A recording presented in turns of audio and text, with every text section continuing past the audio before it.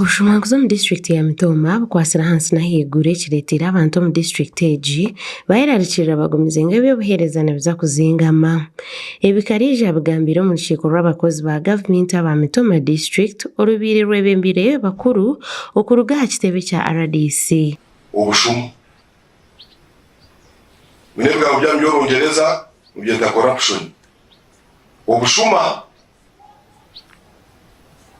Tarese de agamenda yarukuza atarimu ubushumu kandi engagement yanjye nabo yeyo okushijuma service delivery bahereza batabantu bakozere byabo mu bagikozere bata kandi no kubenkareginga bagumize muno kora emirimo yabo kurungi.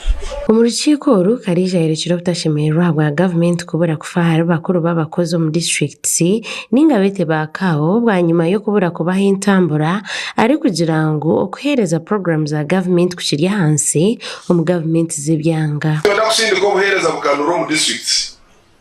Number 1 twine abantu babiri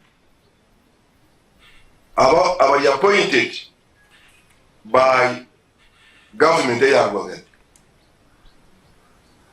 Abutu nakire service delivery. Okubanza ni kawo. Lieutenant Kano James Mwesije ayanangiza abakozi ba government okurekera okwatijaga kasente ko government ere kubahereza. Urakozesa emishara yabo bariyo nubatonga n'abashikire ngo ba akashara nikake ukanagira ngo emishara yabo y'imiki bafutunga bagikozesaje bakagiplaningira no basa kwihamwe kintu cyurire abo kuba tubingi bwa sente datumuzi basa kuyamba kunkano kuwazikozesa. Umwe abakozi ba government abahumwire yagamba abizube bari kubugana bwa nyuma yo kuhumura imirimo ya government. Ategereza ngo bangarike mu byo kuri ati Yesu ngo kahangika nta ndicyo kanja kukimwe mpandi abantu bakajyakira ibiro mukabo kwa mukaga abinebi